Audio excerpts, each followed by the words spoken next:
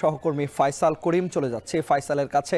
ফয়সাল, আমরা বলছিলাম যে 9 ঘন্টারও বেশি সময় ধরে পুড়ছে চট্টগ্রাম ইপিজেডের যে 8তলা ভবনটি রয়েছে, সেই 8তলা ভবনটি মূলত ফায়ার সার্ভিসের পক্ষ থেকে কি জানানো হচ্ছে? এই ভবনের আগুন নিয়ন্ত্রণে আনতে এত বেগ পেতে হচ্ছে কেন, সেটি আপনার কাছে জানতে চাই, এবং একই সঙ্গে জানাবেন যে পর্যাপ্ত পানির সরবরাহ রয়েছে কিনা।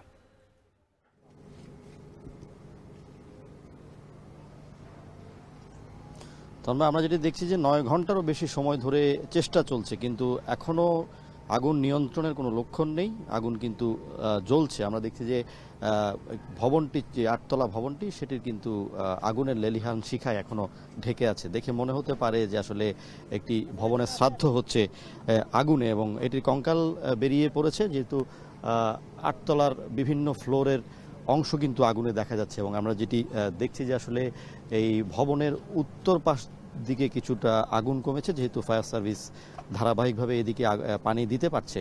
তবে 6 এবং 7 তলায় কিন্তু আগুন এখনও জ্বলছে, এবং এটি নতুন করে এটির দক্ষিণ পাশে আবার কিছুটা আগুনের মাত্রা বেড়েছে। এবং আমরা যেটি জেনেছি, ফায়ার সার্ভিস কর্মীরা আশপাশের একটি পুকুর থেকে এখানে পানির সরবরাহ করছেন, এবং পাশাপাশি তাদের নিজস্ব পানির ধারণ যে রিজার্ভার, সেটা থেকেও তারা পানি দিচ্ছেন। তবে এই আগুনের কারণে আমরা যেটি দেখছি যে আশপাশে এই ধোঁয়ার কুণ্ডলী থেকে বিভিন্ন ক্ষতিকর পদার্থ কিন্তু ছড়িয়ে পড়ছে, যেহেতু এটি একটি মেডিকেল ইকুইপমেন্টের কারখানা ছিল, এবং এটির 6 এবং 7 তলা মূলত ওয়্যার হাউস, যেখানে বড় বড় রোল ছিল, সিনথেটিক রোল, যেগুলো আসলে অনেক বেশি দাহ্য এবং আগুনের জন্য অনেক বেশি উপযোগী। তো এগুলো থেকেই মূলত আগুনের যেই বিশালতা সেটি ছড়িয়ে পড়েছে।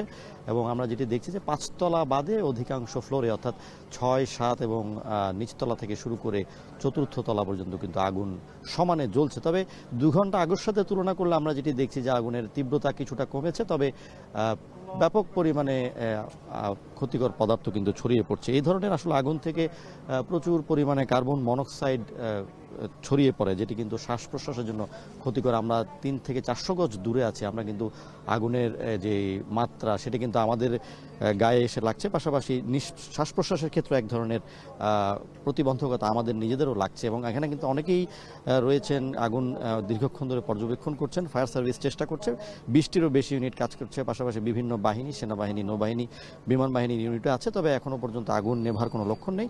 যেটি হবে আসলে তারা বলছেন যে তারা চেষ্টা করছেন, কিন্তু যেটি বোঝা যাচ্ছে যে আসলে আগুন যতক্ষণ নিজে থেকে নিভবে না, ততক্ষণ পর্যন্ত কিন্তু এই আগুন নিয়ন্ত্রণের কোনো উন্নতি হবে না। তো ফায়ার সার্ভিস আমাদেরকে জানিয়েছেন যে তারা চেষ্টা করছেন, এবং তাদের পাশাপাশি অন্যান্য বাহিনীও কিন্তু আছে।